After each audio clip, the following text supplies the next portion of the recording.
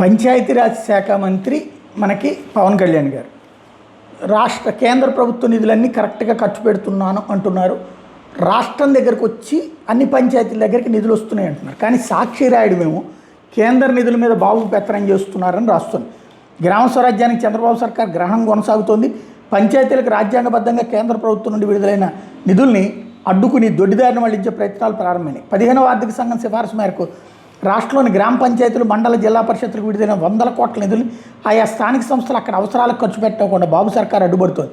కేంద్రం మార్చితో ముగినున్న ప్రస్తుత 2025-26 ఆర్థిక సంవత్సరానికి సంబంధించి రాష్ట్రంలోని గ్రామీణ స్థానిక సంస్థలకు నేరుగా 15వ ఆర్థిక సంఘం 2వ విడత నిధులు గత నెల 29న 410 కోట్లు విడుదల చేసి, నిబంధనల ప్రకారం ఆ నిధులను కేంద్రం విడుదల చేసిన తర్వాత 10 పని దినాలుగా ఆయా గ్రామీణ స్థానిక సంస్థల ఖాతాలో జమ చేయాల్సి ఉంది. అయితే 20 రోజులు పూర్తయిన రాష్ట్ర ప్రభుత్వం ఆ నిధుల్ని ఆయా ఖాతాలో జమ చేయలేదు. కాగా ఈ నెల 19న మరో 616 కోట్లు 15వ ఆర్థిక సంఘం నిధులను కేంద్రం విడుదల చేసి, ఇవి కూడా రాష్ట్ర ప్రభుత్వం దగ్గరే ఉన్నాయి. ఆ నిధులు స్థానిక సంస్థలకు ఎప్పుడంతా తెలియని పరిస్థితి నెలకొంది. తొలి విడతగా అక్టోబర్లో విడుదలైన 1028 కోట్లను కూడా 2 నెలల ఆలస్యంగా స్థానిక సంస్థలకు బదలాయించిన బాబు సర్కార్ వాటి వినియోగం పైన పలు ఆంక్షలు విధించిన సంగతి తెలిసిందే. బాబు ప్రభుత్వం ఏర్పాటించి కేంద్ర రాష్ట్రానికి 15వ ఆర్థిక సంఘం నిధులు విడుదల చేసిన ప్రతిసారి నిర్ణీత కాలంలో కాకుండా రాష్ట్ర ప్రభుత్వం నెలల తరబడి రాష్ట్ర ఖజానాల నుంచి ఆలస్యంగా విడుదల చేస్తుంది. రాజకీయ కారణాలతో నిధులను ఇతర అవసరాలకు వాడుతుంది అన్నటువంటి రాసుకొచ్చారు. ప్రస్తుత సర్పంచులకు వ్యయం అవకాశం లేకుండా చేయడానికి అంటూ సర్పంచ్ సంఘాలు చేస్తున్నాయి.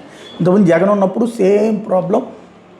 ఆయన ఏకంగా పంచాయతీలకు కాకుండా ఆ కరెంటు ఛార్జీలకి వీటికి చెల్లించేశాడంటూ అప్పట్లో పవన్ కళ్యాణ్, చంద్రబాబు విమర్శించేవాళ్ళు.